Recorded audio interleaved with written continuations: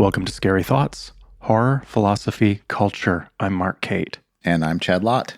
Today, we are doing an episode of Self-Help for Nihilists. We are going to be talking to our friend Nick the Tooth and discussing discipline, appropriate for this New Year's Day of 2023 when everybody maybe should, maybe not, making resolutions, making plans for the coming year. And we thought he'd be a perfect person to talk about making plans and having discipline. And I mean, like I personally like setting goals around certain dates. It's been very effective for me. And if you're one of these sad list masses of America who doesn't believe in that sort of thing, I mean, that's totally fine. On this episode, we talked to Nick the Tooth, who also Nick Gullo, I guess is his government name. And one of the reasons I thought it would be interesting to talk to him is because he's in his 50s and shredded out of his mind, but has done it not through like the influencer route. Like he's not on TRT, he's not on HGH. He just kind of has like a diet that he's developed for himself and a very, I think, kind methodology for himself. Like he's not, it's like doing fun stuff that you like consistently over time and then checking back in on how you feel emotionally basically through journaling. It's kind of interesting. And then he just won IBJJF gold and no-gi masters again at the black belt level. So he's a 2-time champion there. Like just a legitimately, I think, inspiring kind of dude, and does a bunch of other weird shit. Like he co-hosts the Infinite Worlds podcast, which is a podcast for the sci-fi magazine Infinite Worlds.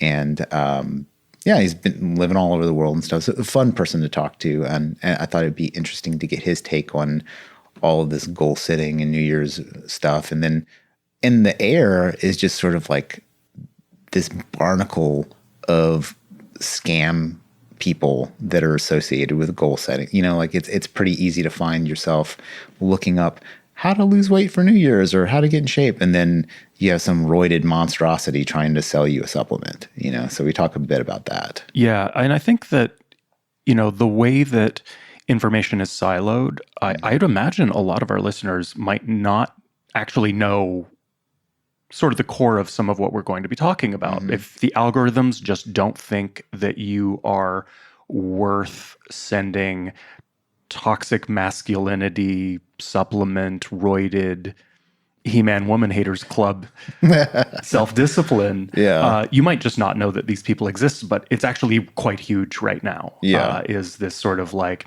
package of self-improvement and misogyny that's been, it has always been, but it's especially pernicious at the moment. And I think though, you know, like you have to be careful about like what you're saying. I mean, you know, the TV effectively is telling you that it's toxic and whatnot. But, you know, I've also noticed, like I read 2 books about neurodivergent thinking, and the author, I think, is a bad person. I don't want to say the book or the author's name, but like, there was so much like advice in the opposite direction of just like, if you don't feel good, just sit the fuck down and play with some Play-Doh. Like, so there is sort of like toxic acceptance as well, you know? And so it's a very, and I think it becomes with these algorithms quite difficult to find a person like Nick the Tooth to me is on a spectrum of sort of like a Jason Momoa type character, a person who embodies all these like, maybe traditionally tough guy macho stuff, but in like a very like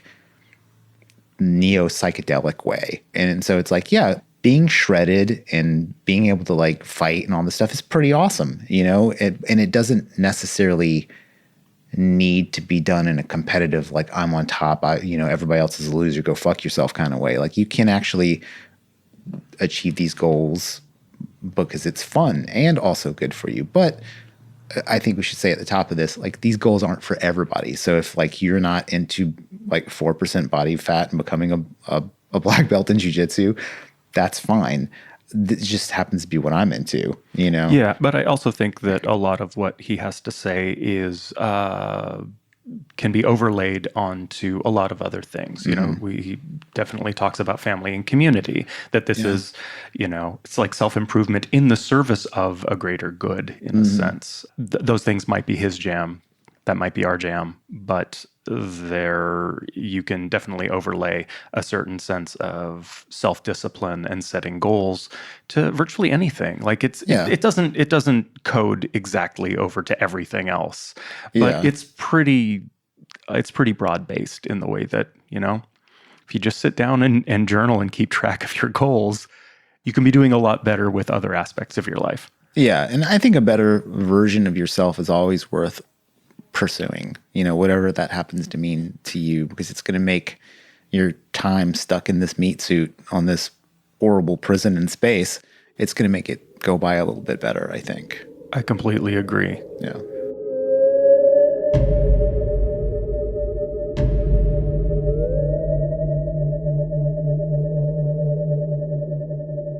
So obviously it is New Year's Day when we're recording, and it is a big day for setting goals and things like that. And then the last couple of years, I've been really aggressive with goal setting. I know Mark has too, pretty much like normal self-helpy sort of, Andrew Huberman meets Napoleon Hill, somewhere in between there, kind of like stuff that we're sort of attracted to. And we have this recurring episode called Self-Help for Nihilists, which is basically an excuse for us to just talk about this stuff in the context of our goofy horror show. And Nick, you are an inspiring online personality, which I think is like, if you're doing fun stuff and you have six-pack abs, you're pretty much an inspiring online personality. But I thought we could also get into the other stuff that makes you, somebody who's good for this, like your recent world title, all that stuff, how you got there. But I also thought it'd be fun to talk about like the strain of just apocalyptic toxicity in self-help at the moment, like whether it be like Liver King or, your red pill dudes. Andrew Tate, perfect. Yeah. Who I have very mixed feelings about, because originally I thought he was like a really great Borat character when he was on the Tom Segura and Christina Pazsitzky podcast. I was like, oh, this is a character. This is like the funniest shit ever.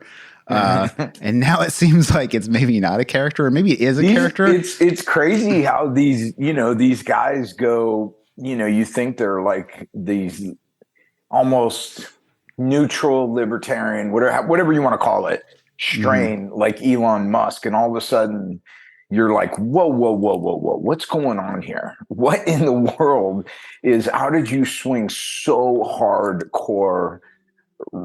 I don't know, man. It's kind of perplexing, right? It's sort of like what is it about the current culture and technologies of scale that sort of enable this brand of hucksterism, but it's also not unique. You know what I mean? Like, it has been forever that a guy drives up to a Holiday Inn meeting room in a rented Ferrari to tell you about how to make money, right? Like that's been a thing for as long as people have been wanting money, I guess. But it definitely feels like everyone has to hear about it now, which is weird.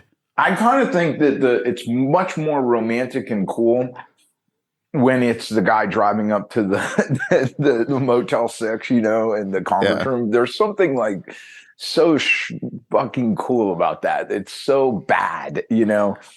And now it's kind of legitimized, I think, by the internet. It's like, oh, no. We can trust them. They have a good webcam and they've got a little studio. So this is something, you know what I mean? I think it's not as easy. It's easy to fall into the trap now, much more so. It's a much more target-rich environment now, I think, for the huckster, right? Because in the old days, it would be a guy who was like, the target was a dude that was maybe mid-level at a bank and really wanted to like get that Beamer and have the country club lifestyle and stuff. And I think that the myth of the successful tech bro, which is you have enough money to do whatever you want, but you own one pair of pants, sort of muddles the scene a little bit and lets you, it's like, oh, I don't really want that much, except for like $5 million in the bank and like a 10 on a yacht, but everything else is super minimal. Like, so it sort of makes the vibe more accessible to more people, or it feels like, oh, I'm so rich, I'm rejecting capitalism in its totality, which is a weird pitch, which is different. Well, I also think that that because of the reach of the internet, that someone like Tate or even Musk it's easy for them to find an echo chamber, of misogynistic, you know what I mean, guys You know what I mean? That's very easy. Whereas if you were pulling up to a Motel 6, like it's kind of like that character with from Magnolia, Yeah. P.T. Anderson's movie where Tom Cruise, I think that was Tom Cruise's best Respect role the ever. cock. Yeah. where it's like, man, he was doing that, fictionally, but he was doing that without the internet. And so yeah, totally. I feel like in the way that he could have been a race car driver, he could have really done that too. If he wanted to. Yeah. I think there's another level to this as well, which is, I'm in school to become a therapist, and so become very dialed into what's going on out there in the mental health world. And everybody I know that's a therapist is saying that this might not be true of everybody, but certainly true of everybody I know who's a therapist. They're not taking new clients. Everybody's overworked. When you're a therapist, you usually go, I only work X number of hours, right? You don't work a 40-hour week job. You decide how many clients you're willing to take, and then you cap it. And every therapist I know has more than that number, than the number that they said they would not go beyond. Wow. And the thing when you can't take new clients is you recommend out, right? Someone comes to you and you go, oh, I'm not seeing new clients, but let me give you a recommendation. Most therapists I know aren't giving recommendations because everybody they know is not taking new clients. Like everybody is past capacity.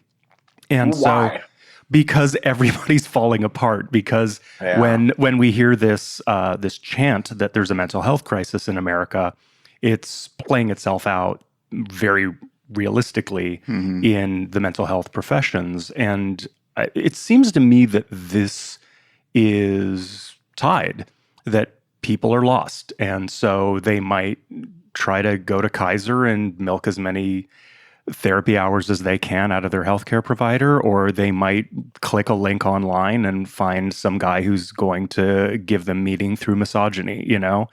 People are pretty lost right now. People are searching for meaning in a lot of different ways. I think also, like from a marketing perspective, the demographic that these guys have gotten was sort of an abandoned demographic. Like as in the corporate world, especially marketing, I've seen, which is my beat, I've seen no conversations about how to attract the 18 to 25-year-old male at all. Like it's not a thing at all. And it used to be that was like that was the prime, that was the prime target for anything. Because if you could get the guy, you could get, it's sort of the opposite of nightclubs where you only give flyers to pretty girls, because if you had a bunch of pretty girls, you get the dudes anyway. But like broader culture, it's like it's hard to say you're not making things for young men, but like maybe they're not. Like the new Top Gun movie was so praised just because it had been since like the 80s since somebody had made a movie like that. Apparently, if you listen to the, some of the talk around it, I don't know that I agree with that, but I feel like there has been an abandoning of that demo and also a little bit of shitting on it. You know what I mean? Like the whole men are trash memes and things like that. I think to me the lesson is you can't let large swaths of people go in culture. You can't just be like, fuck them. They'll let them go live on a rock, because they come back like the fucking Morlocks. Yeah, it's punitive, and you end up getting pretty bad results when you decide that you're going to en masse punish a group of people. I mean, going back to what I was saying about becoming a therapist is one thing that I think is potentially interesting. A lot of people ask, like, what do you want to focus on when you become a therapist? And I have no idea. I just making money, Mark. That's I'm what? I was going to say selling an online program. Yeah, there you go. I mean, I'm in school, so I'm still figuring it out, but I think that there is very much in parallel with what we're talking about. I think there's a space where, a lot of straight white guys out there are not adapting to the new reality very well, and getting really bitter and really angry. It's not just white guys, though. That's like, well, it's not. But those are the ones I know the best. Well, that's right? your people. That's your people. That's my people. But so I think that there's a space to sort of like help walk back some of this reactive anger, but also understand that while it's hard to sort of like look at the straight white male and go, oh, those poor souls, they're suffering. So that's laughable. But there are places where, like in academia, where the people who are dropping out in academia are the men. The people who are succeeding in academia are women. There are more women in academia and they're getting better grades and they're not dropping out in the numbers that men are. Men are the ones who are dying on the streets of fentanyl overdoses.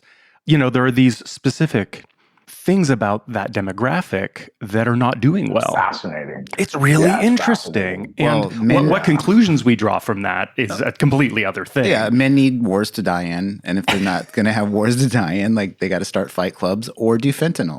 That's a really good point. Or storm the Capitol at January 6th, right? Yeah, you got to do. I mean, my point is you have to do something with that male. And from a mystical standpoint, there's like male energy building, right? It has to go somewhere. And and for me though, that's like the beauty of martial arts and jujitsu is because it provides that outlet. It provides tribe. It provides, that tribal experience. You have mentors. You have discipline. You have the shitty thing about it is that there's this perception that the jujitsu community is the MMA community. And the MMA community, is much more toxic than I find the jiu-jitsu community to be. Because the MMA community is, for the most part, most people who are MMA fans don't train martial arts. But anybody who's a jiu-jitsu fan trains jiu-jitsu. There's no Venn diagram in which people who watch jiu-jitsu competitions don't train. It just doesn't happen. Yeah, it's like people who watch people play Warhammer 40K. You really have to know what's going on to appreciate it. You gotta play it. You know what I mean? Yeah, I'm not watching chess match unless I'm playing chess, Yeah. I tried to watch chess matches and it's like you don't even have the skill set to follow it. You know what I mean? That's what jiu-jitsu is too. Jiu-jitsu is the same way. Whereas MMA, you can just watch someone punching and not understand in any way understand the intricacies of the footwork, the Muay Thai footwork that someone's doing, or the bobbing and weaving. And, you could still watch it and go, man, he kicked him really hard, or he picked him up, and you don't understand wrestling, but you get it. MMA it's much easier. So I think that from, a lot of people, it's sometimes at points I'm embarrassed, by my association with MMA because of that, because it's so toxic. I think MMA's gotten kind of corny again. Like, I feel like the reign of Georges St. Pierre and even Khabib, they were such good champions and seemed to represent what was good about martial arts. But now, for example, I respect his skills, but I cannot fucking stand Sugar Sean's whole shtick. He's running around with these crypto rug puller scammers and shit. And it bums me out, It's definitely changed, hasn't it? Yeah. I didn't follow the whole Liver King thing. So people have been talking, I've been in Europe for a year. So people were talking to me about Liver King. I'm like, what's Liver King? Who is Liver King? What is this? It's just the new guy that got jacked and said he didn't do it on steroids and that he did it with his supplement. I mean, it's like there's probably people in the Bronze Age doing that. Yeah. The hucksterism. Yeah. Well, what's funny is people accuse me of that, and they always have. And I'm like, do you see the difference in my physique compared to, because now I've seen the Liver King, compared to the Liver King, right? Yeah. I weigh 156 pounds. That dude weighs he's probably my size and weighs 210, 220. Yeah, that's the thing. People don't get weight online, right? I showed Mark a pretty juicy before and after picture I had taken that looked pretty good, but I weigh 153 pounds in that picture. You know what I mean? It's it's not it's not great, it's not an action figure. Whereas if you saw me down the street, you wouldn't think anything. But on any planet, if you saw Schwarzenegger during his third Mr. Olympia, you would be like, holy fuck, look at that mutant. Look at that dude. I know. Yeah. I know. Yeah. So anyways, yeah, it's an interesting time, circling back to what we were talking about with Andrew Tate and just the toxicity that is out there. It's Do you think the common thread that runs between all this is, I don't want to use the expression toxic masculinity too many times in this hour, but like, is it shit talking? Is it just like shit talking sells crypto? Shit talking sells you as a fighter? Shit, like, is that the connecting thread between all this? Like, what the fuck does crypto have to do with? It's just the thing that's being sold, right? Like you get the attention, then you sell the thing like that. It's George Saunders, is one of my favorite writers. He wrote 10th of December and Civil War Land in Bad Decline. And he wrote a book kind of presaging everything that was going to happen with Trump and everything. I think it was called Brain Dead Megaphone. And he was really, the premise was that, nowadays, and this was before Trump, back when the Fox News and the Rush Limbaugh and all that kind of what Rush Limbaugh showed, and everything that's come after that has followed that template, is if you can grab the megaphone and scream into it, it doesn't matter what you say. It doesn't matter. If you can get attention, the attention is what sells. We live in a capitalist society. And ultimately, that's how, we judge success. People are out for money, and they're just going to say whatever it takes and do whatever it takes to get that attention. So how do we get that money, Nick? Well, we can go the Andrew Tate route, and we can become really misogynistic. And, again, back to what we were saying is that with the breadth and the reach of the internet, it enables you to target a very specific subsection of demographic and sell to those people, identify with those people, cultivate that crowd, and then sell to them. That's what Alex Jones did, right? I mean, Alex Jones is a perfect example, right? Who would have ever believed the shit that this guy was saying about Sandy Hook? Who would ever believe such utter fucking nonsense that these are actors, that these kids are actors, that these parents are actors? Who would ever fucking believe that that was true? Well, there is one thing we know that is real more than anything, especially being in school and studying therapy, is that the bell curve is real. There is IQ is distributed across the entire human population, according to a bell curve, and there is just a bottom 30% who are idiots. And they're going to believe, whatever it is. They're very, very, they don't have the ability to think critically. And if you can rile them up, if you can get people angry or upset, then they are going to really shut off that ability, any ability they do have to think critically, and they're much more persuadable. Yeah. So that was Alex, right? Yeah, totally. Yeah. I used to have a lot more warm feelings towards the revolutionary potential of the human spirit until I was a bartender. I was like, oh no, I'm actually watching the human spirit throw up on itself right now. Yeah, exactly, right? Dude, I used to deal craps on a riverboat in New Orleans. Wow. And I can tell you, I've seen the human spirit also. It ain't pretty. At the lowest levels, it ain't pretty. So yeah. And so if you can, the template is set. Rush Limbaugh was selling shit. He was just a huckster. But he, if you can get people angry, if you can get them angry and upset, then you can they'll do whatever you want them to do. And that's what Hitler did. Yeah. Crazy. It's all the same thing, man. Get them upset. So I gave Andrew Yang $20 during his campaign because I was like, oh, I like the cut of this guy's jib. And it was the first and last time I've ever given, I will never give any politician a penny ever again.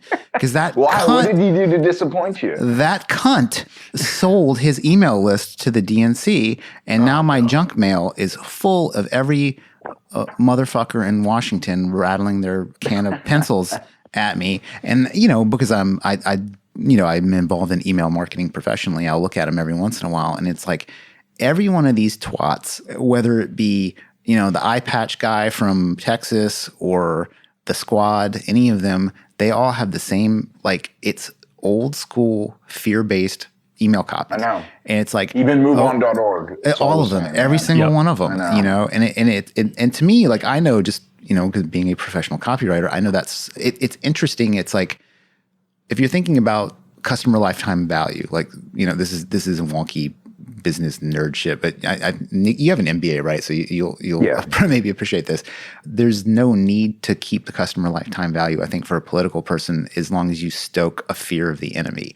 Whereas, like, if I was the DNC and I just had a product to sell you, I have to be delivering on the promise of that product all the time. Like, and that would look something like inflation went down, economy goes up, the cities are clean, you don't have to worry about getting raped, murdered at the BART train, like all that stuff. But if all I have to do is defeat the enemy over and over again, and that's my product, it's a lot easier from a marketing perspective. And I think that's what it's all become about, is like defeating the enemy. And then it's interesting, like self-help has this thing where, like, the enemy is you, like, you're a lazy piece of shit, so you have to defeat yourself. And rather than like something more sensible that you would pick up, like from, say, martial arts, like, today you will do this thing and learn something and it's good for you, but it's going to take like 15 years for you to like really come out on top with it, And I think that there's something about the long scale that is toxifying the environment, or the rejection of the long scale. And that's just like Huberman dopamine stuff, right? Because people are dopamine addicts now.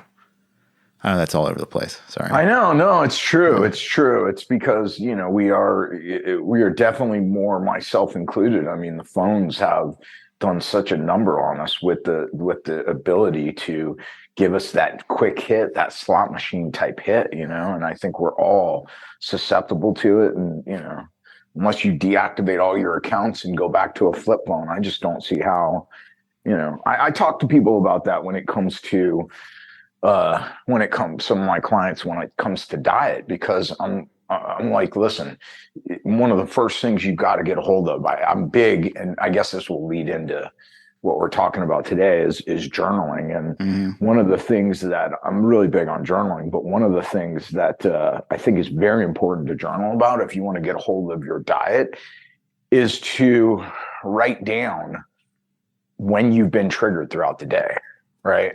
Because once we are triggered, I'd look at it like a calm lake. That is the goal, right? That's serenity. And once we have ripples on the lake, being triggered it's a scale. It's a continuum. So I don't have to be raging and screaming in the streets. I can just be a little bit upset. As soon as that starts to happen, then my cognitive brain starts shutting off. I go into like at least a minor bit of discomfort and a little bit of fight or flight. And then how do I cope? Because we're all going to cope. We all cope. I cope, you cope, no matter what we do, whether it's, eating or drinking or alcohol or drugs or smoking a cigarette, hitting the vape, getting on social media, getting on a dating app, watching porn, masturbating, sex, whatever it is, taking a walk, going to the gym. It can be positive, right? But you are going to cope. And so, I think for me, it's very important to become self-aware. And the only way that I know how to do that is to journal, and to be like, okay, and to be really honest with myself. What triggered me today? Why am I triggered? And what did I do to cope? And how can of course, we're all going to get triggered, but what can I do to replace an unhealthy coping habit with something that's very healthy? That's fantastic. I have a question about motivation. Part of what I'm choosing to do as my life's work, become a therapist, has to do with people's capacity for change and what the best way to access that change is. Everybody's different, and some strategies are better than others, but nothing is surefire. But we were talking earlier about, I think, Chad, you said, always having an enemy, but then you make yourself the enemy and shame yourself. But how do you motivate without shame, or harness shame without it being debilitating and undermining?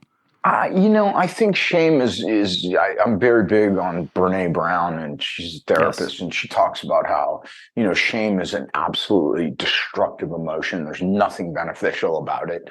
It puts us in a place of almost helplessness. And Whereas she differentiates it from guilt. It's like shame is I'm a piece of shit, right? And guilt is I made a mistake and I'm going to rectify it. And so I'm not big at all on the the David Goggins school of get up, blah, blah, blah, blah, blah. I'm not big on that. For me, Yeah.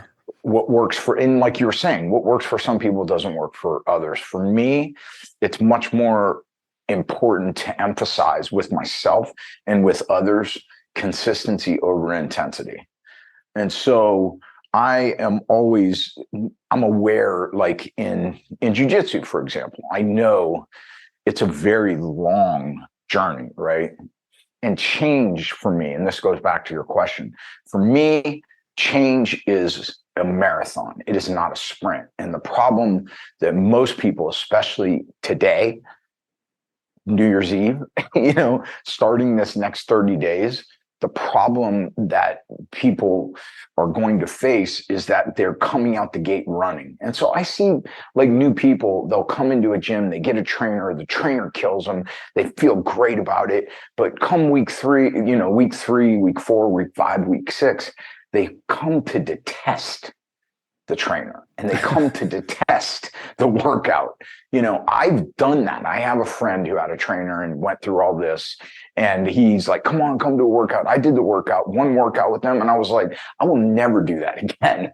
That was the most miserable experience of my life. Well, what do you mean it's going to get me in shape? I'm like, no, it's not. It's not, because what's going to happen is you're going to quit. You cannot sustain that level at 35 years old, that level of a workout. And even if you can, mentally, it's going to break you. You're going to come to resent it, And so for me, I really I make the things that require the change and make them required for the change. I make those steps pleasurable. And so for me, when I go into the gym, it is that's my church. I love it. I make it fun. I have a couple of videos on working out, and I emphasize this, that I am there I'm listening to podcasts. I'm enjoying myself. I'm not working out too hard. I'm much more concerned with, did I walk through the door? And it's the same way with jiu-jitsu. When you go to the gym, when you say, are you calming all the time in the gym? Yes, absolutely. Mark's shaking his head right now. I do actually. Arnold Schwarzenegger, that's a reference to Pumping Iron. And Arnold talks about that. And he's like, I emphasize the pump. I'm not worried about lifting heavy weight. What he's basically saying is, I'm not worried about lifting heavy weights.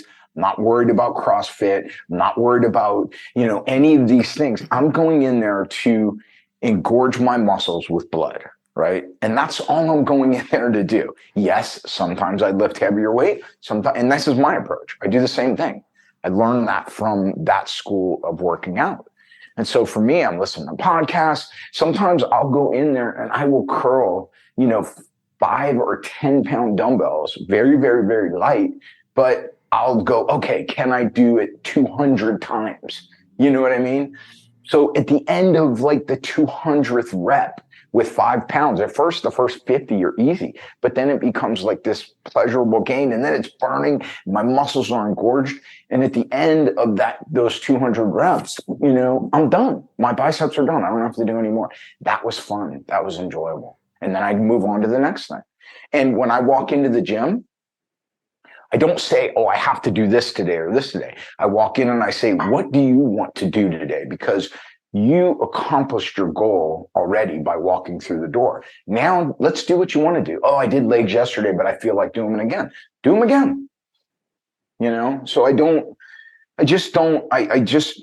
jiu-jitsu or working out, I'm much more for myself and my clients. I'm like, just go through the door. That's all that counts, Yeah. So how do you approach, something I never ever had any results with was like a 5x5 or a strong starting strength program, like the whole progressive overload thing. I think is like the exact opposite of what you're talking about, but it's also one of the most popular methodologies. I mean, this is deep nerd shit. Apologies to our normal horror fans. If you could break it down just slightly as you go. Yeah, so 5x5 or starting strength are just like old school strength training methodologies. You drink a gallon of milk a day, and then you just add, you basically increase, like, so you know what you're doing every day. So it's not just about going in the gym. I've done these things. I've gotten strong, but I've also gotten very fat doing it, which was bad. And then similarly, you know, CrossFit was always about beating your time or whatever. But now what I do is I just almost do like, you know, your approach, Nick, where I have like resistance bands and I just do them until I don't want to. And I kind of do what I think is fun. And if I'm touching them, I feel like that's a win. And it's worked better than it. I'm like stronger now than I was, you know, getting all, you know, power lifter fat. You know, it's just a weird thing. Amen. Yeah. I mean, I've been working out. I was telling someone this the other day. I was like, you know, I've been working out in gyms since I was, you know, we had a gym in my house. My dad had like a stack of old like bodybuilding magazines from the 60s. And I would, starting at 11 years old, 12 years old, they were just sitting there and they were in the gym. And I just started reading them and I just became infatuated with, you know, working out and what works and what doesn't. And so, you know, I've never gone more than 3 days, I would say, of not being in a gym for 45 years, 40 years. I think I've brought this up on the podcast before, but I have a friend, Andrea. He's an Italian artist and fashion designer. He's obscenely shredded, and he came to stay with us at our place once. And before he went to sleep, he goes, and he flew in full jet lagged from Italy. And before he went to sleep, he goes, "Where's the nearest pull-up bar?" And we told him, you know, where the nearest pull-up bar in the neighborhood was. And despite the fact that he was on Italy time, he was awake before us, went and did, you know, he packs resistance bands. He'd already basically been to the gym and back to our place and was making coffee before we'd even woken up. And he was in a different time zone in our house, you know, like full discipline. It was really impressive. I'm the same way. Even if I was so hungover, even if I am, I really don't drink that much anymore. But even if I was so hungover, I would still get to the gym and do one of these workouts. You know, not intense though. You like people hear that and they're like, "Oh, that's crazy." No, it's not crazy. Because I'm hungover, I don't feel very good. Yeah. I get in there and I move a little bit and it makes me feel better. I'm not doing it to tear myself down. I'm doing it every time I go in the gym, it's to make myself feel better. That's my church. That's my coping mechanism with the world, you know? Oh, that's great. So I had a question to follow up from that. Getting started on some sort of an exercise or discipline, any sort of discipline can be hard to start. It can be hard to know what is going to be a trigger to create a habit. It's hard to know what you might have the stamina for that gets past for example, you were saying 3, 4, 5 weeks of having someone yell at you. But ultimately, running feels good, feels better than lying on the couch. Going to jujitsu has all of these dopamine hits. Going to yoga has its own inherent value that continues. Butts. You get to see butts. But one thing that I find a little difficult is, so those are very palpable, right? You can fall off of them and lose the thread, but ultimately, like, those things inherently feel good. Going to jujitsu is fun. Going for a run is fun. Eating kale is not fun. Like, the dietary analog to what we're talking about, I think it sort of strikes me as running a different code, because, you know, it's really fun. Fucking cupcakes are really fun, you know? Okay, so I just had this conversation with somebody, with one of my clients. And so I was like, listen, you know, you have to think of your discipline in life as your focus. It's like a video game. Throughout the day, each day you only have so much, we know this, you only have so much willpower. And once you get tired, once you're triggered, and once all these things happen, that's why they say you should really do the hard tasks in the morning, is that working out for me, I don't want to make that miserable, because the reality is if you want to get in shape and you want to get ripped, your discipline is going to have to come, because you only have so much, is going to have to be spent on your diet, not on your working out. Working out 10%, if you want to get ripped, it's 10% movement and working out. You can just walk for 20, 30. I recommend walking for 30 minutes a day and doing some resistance bands or some weights, something to increase bone density or stop bone density loss, all that. And again, more muscle burns fat. But when you're right, when it comes to diet, especially, I lost, and I've talked about this a lot, I lost like 35, 40 pounds in, 35, 40 days. And it was all fat, and I got so ripped, and I've never gained it back. But I was telling my client, I'm like, I'm going to be very, very honest with you. I did it using keto. I don't eat meat, and you don't have to do it, by going vegetarian or vegan or pescatarian or whatever you want to do, but you've got to eliminate carbs.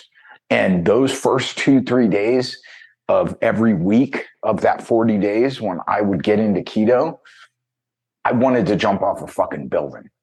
Right? There was nothing fun about it. It was the hardest thing I've ever done as far as discipline goes, And luckily, I was doing it with a friend of mine, so I had some accountability. And so we were both doing what we call the diet, and we would get on it. And that first, if I started on, if my cheat day was a Sunday, by the time I got to Wednesday, it was brutal, like quitting heroin, Yeah, carbs are like super addictive. And Mark was crying right here when you said no carbs, but I totally agree. I think if you want to get like lean and shredded fast, there is so much science behind keto diet. Like all the other like eat this, whatever, it's all like Nestle funded science and it's bullshit. Like, the food pyramid stuff and moderation. It just, like, to me, the most effective thing, and it happens fast, is just keto. That's right, because you're hacking your body, you're putting it in another state, physiological state, in which now it is burning fat for energy. You are truly changing your body within 3-4 days to now it's burning. You could feel it. When you get into keto, you get cotton mouth, your breath stinks, you're always thirsty. And your body is burning fat, and it's not easy, but there is a light at the end of the tunnel where not only when you stop eating carbs, you start to also change your gut biome. And so the bacteria in your gut is, we know whatever we feed our gut, if you feed your gut sugar, the bacteria that thrives on sugar will multiply, right? And so the gut is, all the way from your esophagus to your colon is, that is what is controlling your cravings. And that is what is controlling your mood. That is what is controlling your cognitive ability. They've taken, gut bacteria out of a thin person and implanted it through fecal transplants inside of an obese person. And that obese person immediately started losing weight. So the light at the end of the tunnel is, yes, you're getting into keto. So for that first 6 weeks, maybe 8 weeks, every week I would have a cheat day, and I needed that cheat day for the mental break, where I would eat cake and donuts. I would eat anything I wanted to eat. That was my cheat day. And I still, if I did 6 days on and 1 day cheat, by the end of that 4 or 5 weeks, I had lost all that weight, even with that cheat day. But now I don't crave sugar. I don't crave sugar at all. And that's because my gut biome has been retrained. I don't need a cheat day. You don't even do fruit, right? No, I do 0 fruit. Yeah. That's one of the most controversial things for people to hear is like, so people are going to lose their minds over this, but fructose is more damaging for you than any of the minerals in fruit are beneficial for you. Like that's what I mean, depending on, no, I mean, not even depending on anything. Like that's just like a fact, right? And it's just weird for people. But when you think about it in nature, you wouldn't be able to eat 2 pints of blueberries. It would. Yeah, I mean, really, and it's not how it works. The benefit of fruit, as opposed to just pure fructose, is that you do have the fiber and you are getting some vitamins and minerals and all that. But, I tell people that we're not concerned about you're going to get all of the minerals and vitamins and fiber you need. So fruit serves no purpose for you other than a sugar rush. You don't need it.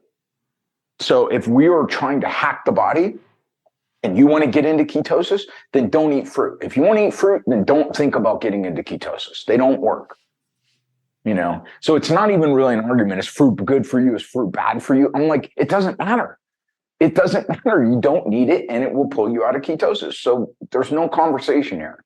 Now, what do you think about like just somebody having, for example, like Mikey Musumeci, like he's a jiu-jitsu phenom who's known for eating like 3 pizzas at night and then training all day. Like, what do you think is going on with his system? He's freaking 19 years old. Okay, yeah. What do you mean what's going on with his system? Yeah, okay. I'm glad you said that because that was another thing I want to talk about was that like we're all venerable men of advanced ages on this call, right? And one of the reasons why I was so attracted to your methodology, Nick, is that you're an older guy. You know what I mean? Like you're not like 19. Like listening to. I'm 54 years old. Yeah, and it's interesting. Like as you get older, and our audience, I would say, is on the older side. You really can't get away with the bullshit when you're older. Once you get over 30, your metabolism changes. You go on my Instagram and look at that before and after picture of me at 30, early 30s compared to now. By early 30s, I was Mikey Musumeci when I was 19, 20 years old. Mm-hmm. I was ripped I could do whatever I wanted. But when I train with quite a few UFC fighters, I'm, really, really close friends with Chito Vera, and we talk nutrition, and I always tell him, I'm like, don't look at what I do. You have a nutritionist. You're a professional athlete. Or the guys at AOJ, the professional athletes. I don't ever even think or even am motivated to talk to them about nutrition because they are too young and they're professional athletes, right? They have a totally different regimen. Where my specialty is that once you hit 30, and you start getting a dad bod, no matter how much working out you do, come to me because I was there and I had to figure out what in the hell was going on because I've been an athlete my entire life. The reason I got so involved in nutrition was because I started wrestling at 8 years old, summer camps, everything like hardcore wrestling and football. So for football, I would have to gain weight and then I would lose, by the time I got to high school, and my senior year and junior year, I would get up to like 195 to play football, play linebacker. And then I would drop down to 160, like within a matter of, 3-4 weeks.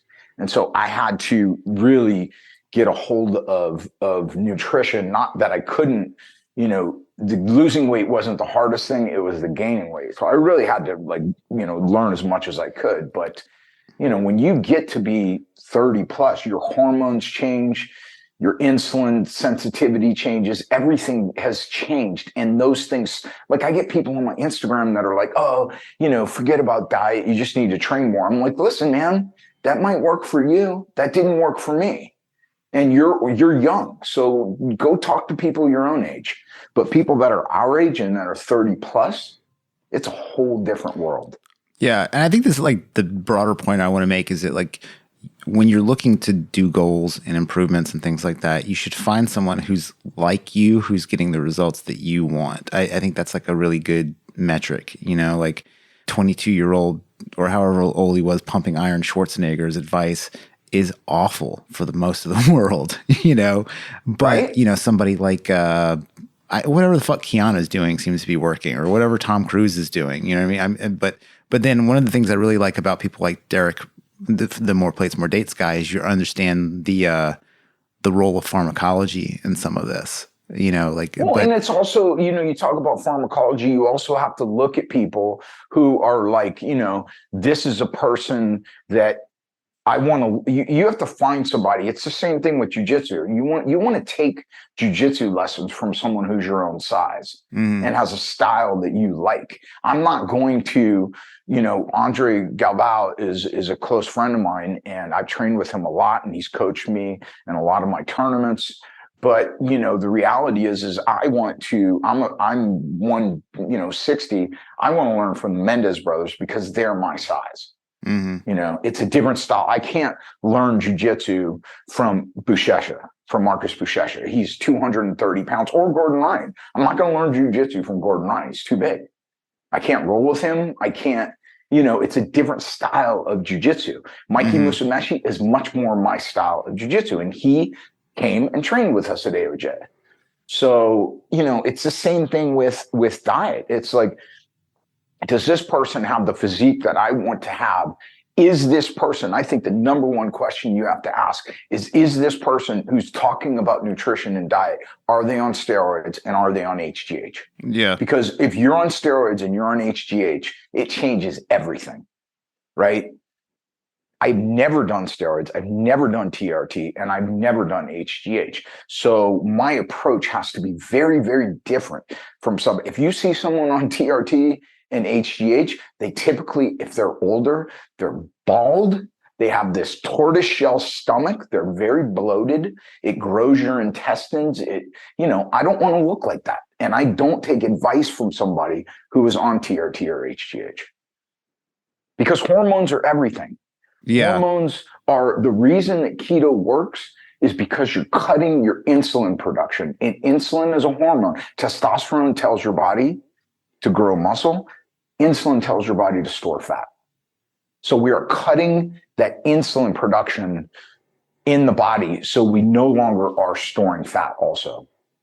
And so it's the same thing with hormones. If someone's on TRT and HGH, well, it's completely different. I can't even comment on it because I've never done it, but I see the gains. I see, Liver King. I see all that, but all those guys look like that. Their physiques look exactly like that. Yeah. Once you know what you're looking for, I mean, there's the whole thing, the bro science thing, anyone bigger than you is on steroids, that's the hater statement, I guess. But yeah, I mean, once you I think that More Plates, More Dates guy has done a huge service for men's health, because you start looking around and you're like, oh, you really can't look like Thor, unless you have a doctor. Or Hugh Jackman. Hugh Jackman talked about that for getting ready for Wolverine and X-Men. He's like, you got to realize when we filmed, we were hitting a date. We would tell them, I'm going to be this ripped on this date. If I need to be without a shirt, I need to know weeks ahead of time, I'm getting to a pinnacle at that point, a peak physique. Otherwise, I got to have a shirt on, It's interesting how it can completely alter the course of your career, the ability to do it, even with because even with the Sazal and the juice, it is still pretty difficult to look jacked, But the guy, I cannot pronounce his name, I apologize, but Pakistani Denzel from Silicon Valley, the guy who got super shredded. He was an actor? Yeah, he's an actor. He what was he in? He was in Silicon Valley. Oh yeah. He did get ripped, didn't he? Yeah, and he was on a podcast the other day talking about how it literally changed his career. Now he's in Marvel movies because he went and spent he looks like I did when I was sitting in a cubicle all day before, because that was what he, and he was like, well, maybe I don't want to be the enhance computer guy in every NCIS movie just because I'm from India or wherever. He's like, let's see what happens if I get some traps, and it totally fucking worked. There really is such a incentive to get ripped like that. Well, I think also that for me, it's once you can get a hold of your inner world. And I'm talking about being able to control your appetite, being able to control how your body looks, being able to control. And for me, none of this, I was talking about triggers. You've also got to get a hold of your mental, and emotional state. And when you can get a hold of those things, then you exude this confidence that people are very attracted to. And they're like, man, this guy's got his shit together. Women are like, oh, if I was going to say, hey, like the Tom Cruise character, how do I attract women? It's not necessarily how you look. It's it's your confidence and how you feel about yourself. Yeah. And that's what is attractive to people. I think fitness is a good linchpin one, though. You know what I mean? Because it's like fitness, it's like, oh, yeah, you really can control showing up to the gym and what you eat. Like, there's really not much more you have more control over. You say, like, and it's going to work no matter what, like, if you actually do it. Whereas, like, with your career, you could go bust your ass and your boss is a piece of shit and you don't get anything from it, or you could go work for a startup that goes under. Like, there's so many other things that you don't have any control over, or you could write Confederacy of Dunces and then die, like there's just so much that like you can't do. But like, I think like for anybody, especially people who are fucking bummed out this time of year coming out of the holidays, it's almost like you could pick any diet too. Like you could pick any diet and the dumbest men's workout, physique workout, and just do it for like 8 weeks and end up better off on the other side. You will be better off. But the difference is what I tell people is it's just like jujitsu. It's like, if I'm going to train somewhere and study jujitsu, I would rather have that hour be as effective as I can make it, right? Because the diet or the workout, my workout's easier than most workouts, but the diet is proven. I've seen it. I've had clients, I've had friends, like you guys have said, if you can make this happen and you can learn this and you can implement it, in 5 weeks, you can be a completely different person when you look in the mirror. There's not many, I don't know any diets that promise that. And I don't know many diets where once you get a hold of this, you all of a sudden are like, wait a minute, I can implement this at any time. I now know this. I can unlock this. I can eat even, I don't necessarily go into ketosis now all the time. I don't live in ketosis, but I'm always close to it. And just by limiting my carbs, I stay ripped. I don't have to be that disciplined with it. Yeah. Another good thing about like kind of a diet like that is it forces you to not eat in restaurants, really, and because I think if you just eat out a lot, like DoorDash, I think is probably the worst. I think the combination is probably worst for America is the DoorDash for, legal weed, Netflix triangle. Like just you don't even have to walk one block to accomplish any of those things. Okay, so this last year, as you guys know, I moved to Sicily. Okay, last year at the beginning of the year, and when I went over to Sicily, I was at my weight. I think of like my normal walking weight of like 162, 163, and I had many reasons that I wanted to move to Sicily. I wanted the experience. I wanted to get my Italian citizenship. I wanted to find out and experience where my grandfather was born. My family on both sides are from Sicily. And so I moved to a town called Monreale, which is adjacent to Palermo. And that's one of the main cities in Sicily. It's like, I think 800,000 people. So Palermo is a pretty big city, not huge by California standards, but Monreale is much, much smaller. Okay. And Sicily as a whole, but especially Monreale, is very, very primitive. They might have cell phones and cars and all that, but just everything is, I would walk to the market. I lived in a medieval palace that was built in 1100. And every 2 days I would walk down to the market. You'd walk and grab vegetables and all this. I never lived like this before. And so I would walk and I would grab my food, and I would every night. One of the other reasons I went there is because I wanted to study blue zones, and I was right near Sardinia, which is a blue zone. And a blue zone, in case people don't know, is a place where people live to be over 100 years old, and they're very, very healthy. So I wanted to study blue zones. I had already done that in Costa Rica and Loma Linda. And so I wanted to do it in Sardinia, which is adjacent to Sicily. And I also wanted to actually eat a Mediterranean diet, like a really, really hardcore, very pure, from the motherland Mediterranean diet, like these people ate. And when I got to the markets, at the supermarkets and all that, small grocery, I realized they don't even have salad dressing here. You know what I mean? There is so all I did, and I never had done this before because I'm American, but I would just have olive oil and vinegar on my salads. And after a while, my gut biome craved it. I love that now. I dropped from 163 to one night day after training, I was 149 just from eating clean and not eating out. That's amazing. And I was not keto. I was not doing keto at that time. I was just eating clean. So I agree with you. When you eat out, you're getting high fructose corn, especially here in America. You're getting high fructose corn syrup in wherever. You're getting chemicals. You're getting salad dressings. You're getting shit, Yep. Whereas if you can learn to cook like a Mediterranean diet, very simple. And I would eat I have my clients every lunch, you're going to have a salad. If you want to eat meat or fish, you eat it then, but you eat a small. In Sicily, in Sardinia, they don't eat a lot of meat.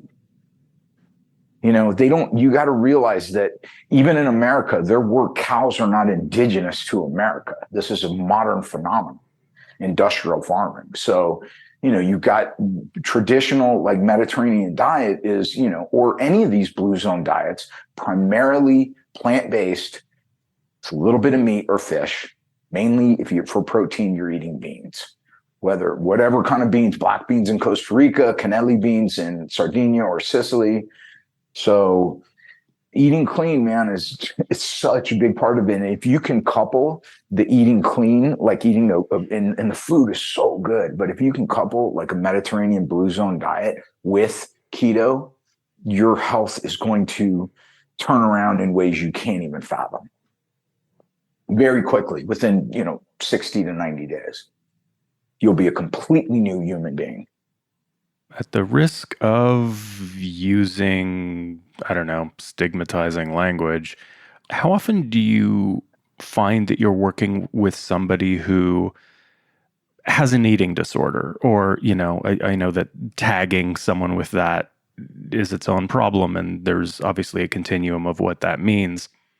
My relationship to food isn't so very complicated, but I do know people who have incredibly complicated relationships to food that might be very, very difficult to change.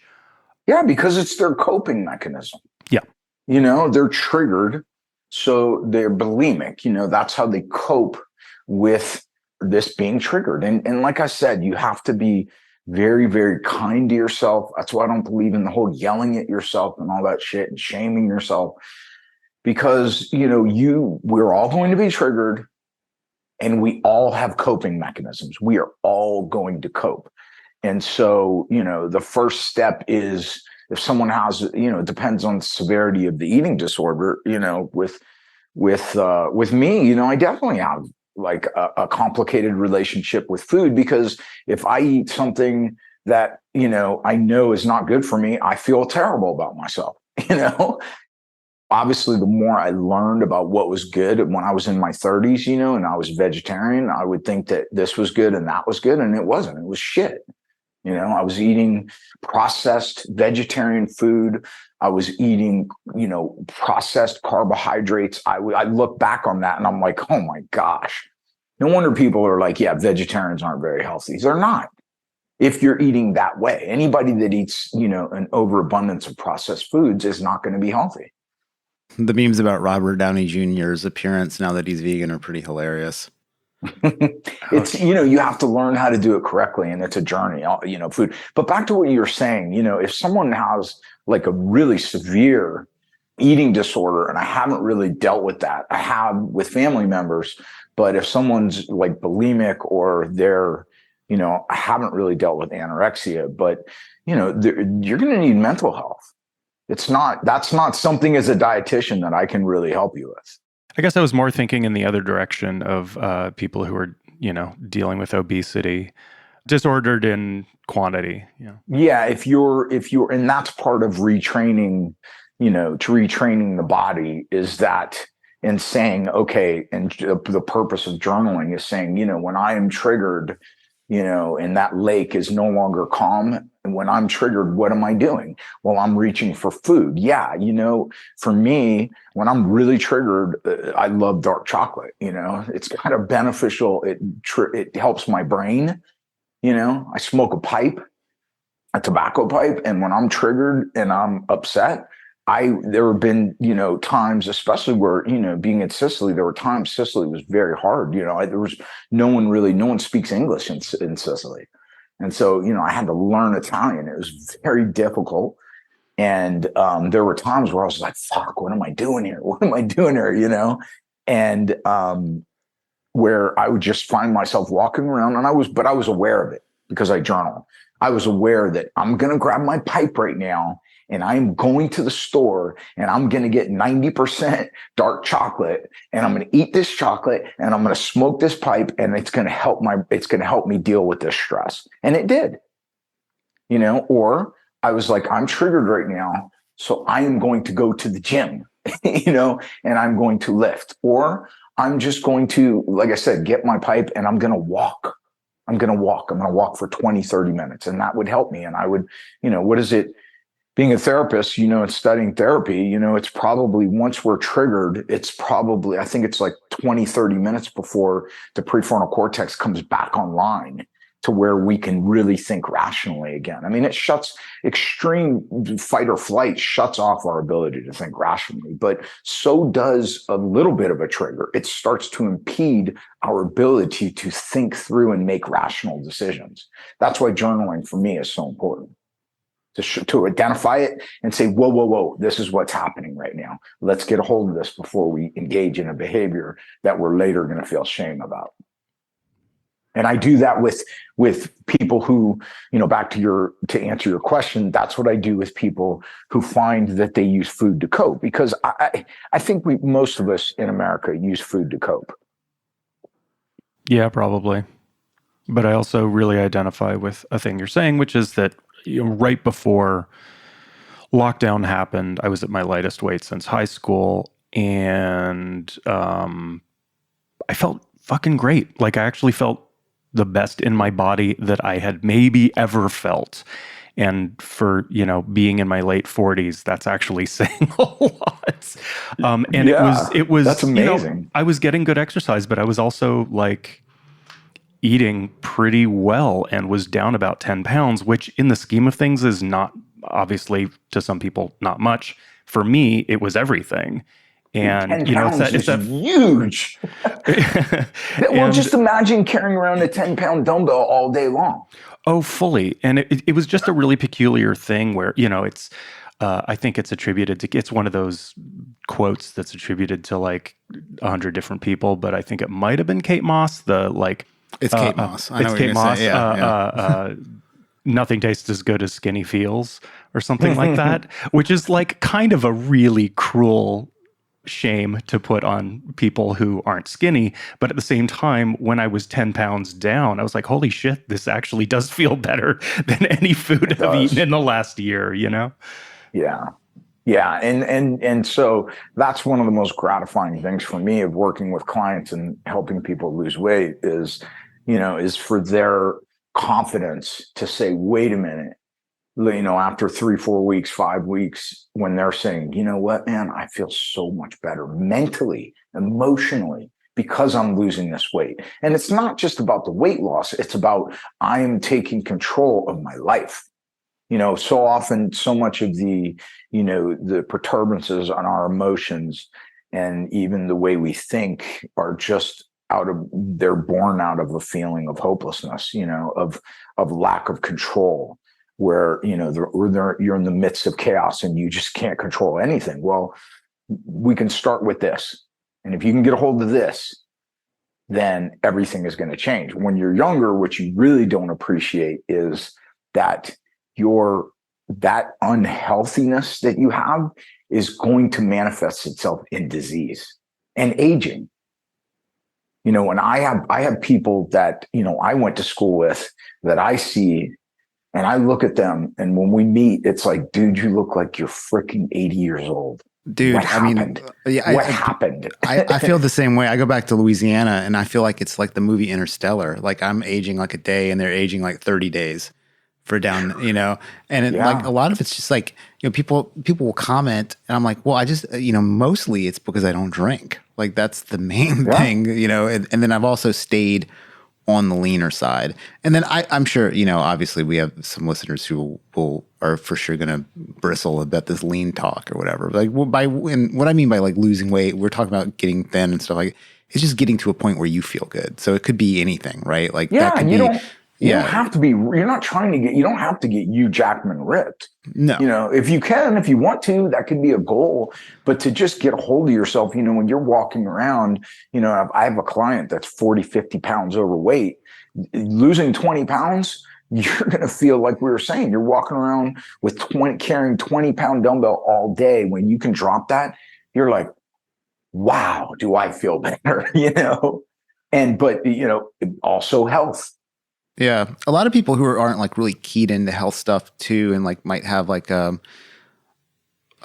sort of like a mainstream idea of like, okay, however you feel is good, whatever. They don't really think about inflammation. And that's a huge one for me, is like, I might not be Massive. I don't really like swing a huge difference in weight very much. I'll basically go between 155 and 163 or whatever, which is like, for most people in America, that would be fucking awesome, But when I'm like closer to the 153, it's not like I'm so much lighter, but I know my knee doesn't hurt, my shoulder doesn't hurt, like my joints don't hurt as much. I know. I don't have. I feel when I was 34 in that picture on my Instagram, everything hurt. I was at the doctor all the time about my back, about my knees, about my elbows, and you're right. It was 100%. I don't have that anymore, and I'm 20 years older, And so it's definitely a result of inflammation. And what do they say about inflammation? Inflammation in the body, creates a hotbed. It creates a breeding ground for disease, for cancer, for sickness. And so inflammation is everything. So when you can learn to get your diet under control, you're going to change your gut biome. You're going to burn fat for energy, and you're going to reduce inflammation. All of those things. Plus the confidence. Absolutely. So I have two questions.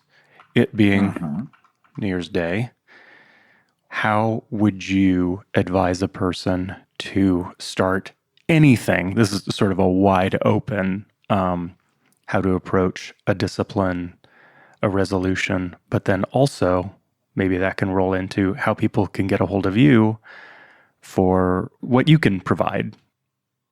I think I'm just such a big, fan of setting goals, going through law school, getting my MBA, no matter what it was, getting my black belt, no matter what it was, I would always, as I was doing jujitsu or losing, whatever it is, every time I got promoted to a belt, I would focus on one thing. When I got my blue belt, I was like, okay, for this year, I'm going to learn to play guard, and I'm going to get my guard so good, because I was a wrestler. My guard was so bad. So guard is when you're playing on the bottom and wrestlers playing on the top. So for an entire year, I didn't care how badly I got beat. I took my ego out of it, and I was like, I don't care. It doesn't matter, because I know that anything you start, you're going to be terrible at, right?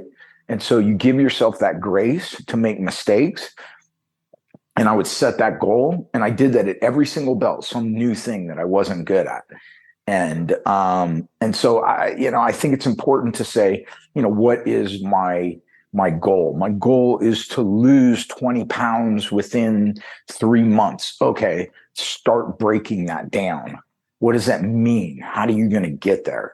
We can't just say that. That means I'm going to go into the gym, 3 days a week, and I'm going to walk the other 2. Okay. We've accomplished that, right? Or 3 and 3, and you take 1 day off. And then saying also, well, what that also means is I'm going to eat a plant-based diet, and then breaking it down further from there, which is in that plant-based diet, I'm going to go keto, and I'm going to eat. And then you can even start saying, for lunch, I'm going to eat a salad every time.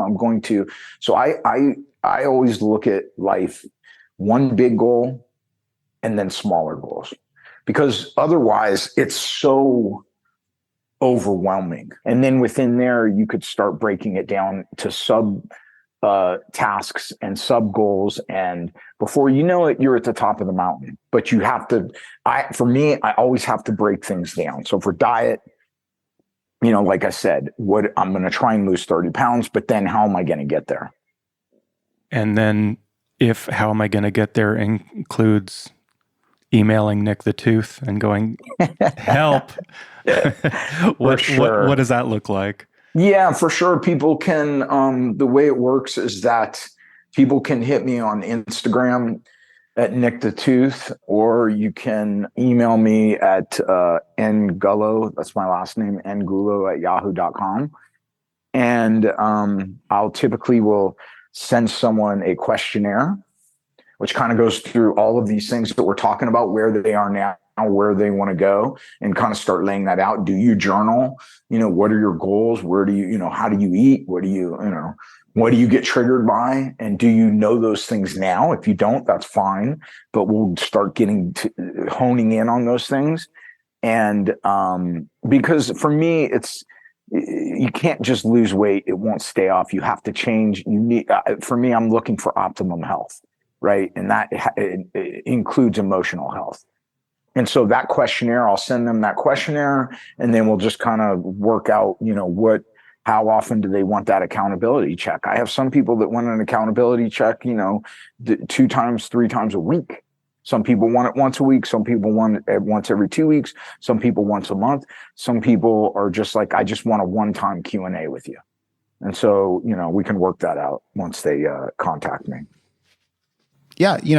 So I think, we started off the conversation kind of talking about loosely the pitfalls of like the toxic side of like self-development and self-improvement and stuff like that.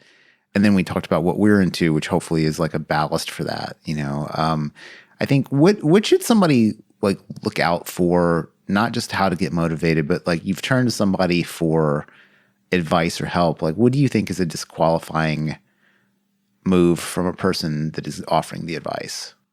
It's really, for me, I look at, like I said earlier, I'm looking at somebody who, has achieved the results that I want, that doesn't, you know what I mean? That isn't using drugs to get there, and is very health oriented. And so it's not just about, okay, keto, eating bacon and butter and all that shit.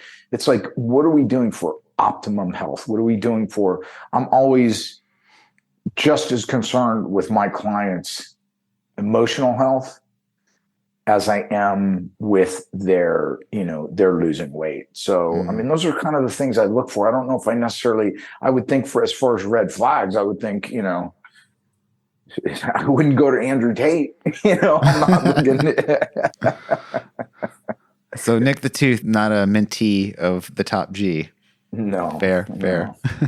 No. I will say, like, it's interesting, like how people, mix things together. I guess this is like the whole idea of like dog whistling, right? Like, and like the criticism of like white nationalism in general, and even the more ridiculous sounding stuff about fitness being like a right-wing pathway or something, is like you have a guy like Andrew Tate saying some legitimately good advice or something like, hey, as a man, no one's coming to fucking help you. So if you don't want to be a loser, you kind of have to take that upon yourself to not be a loser.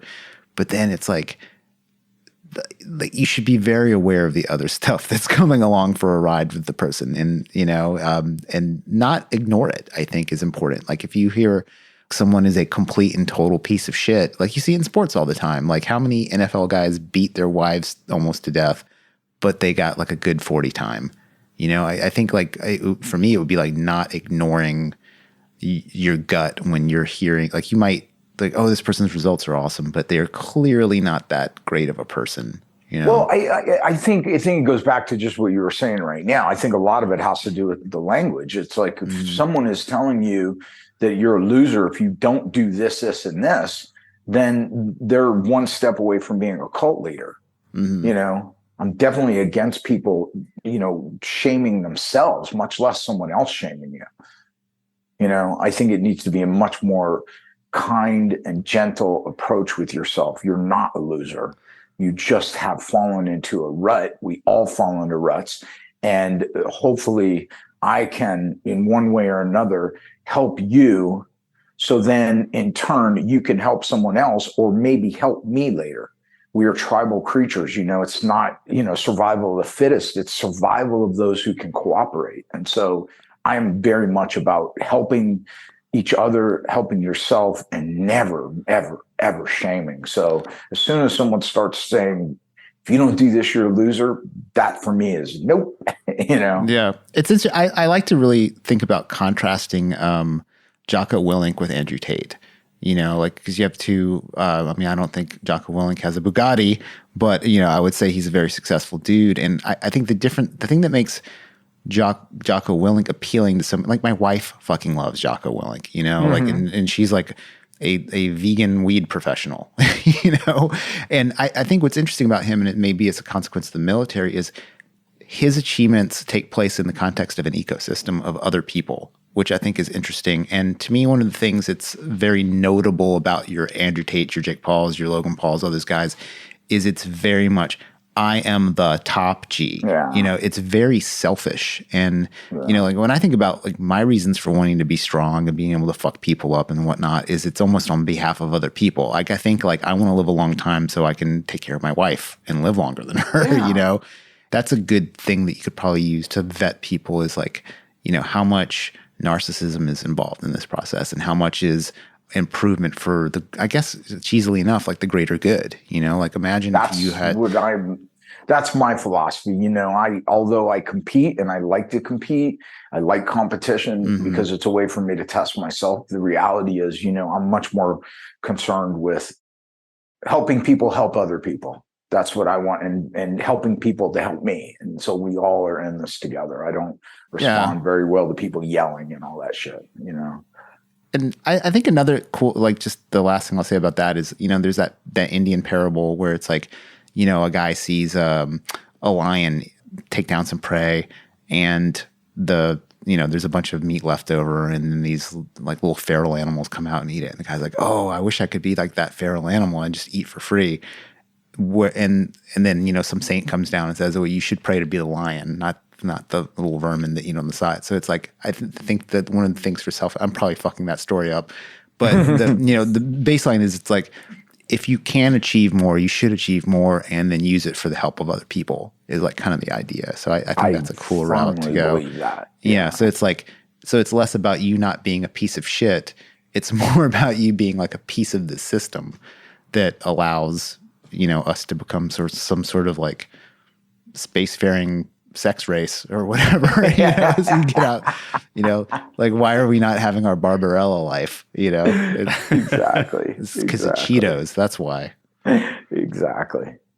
Well, I guess let's launch ourselves into 2023 toward that Barbarella life. Yeah, let's do it, and let's try and catch up in next quarter. Let's see where we all are in 3 months and do it again. Sounds good. Thanks so much for joining us. Really appreciate it. That was really thank you for having me on, guys. It's always a pleasure. Later. Thanks, Nick. Later, guys. Bye. Thank you. Bye.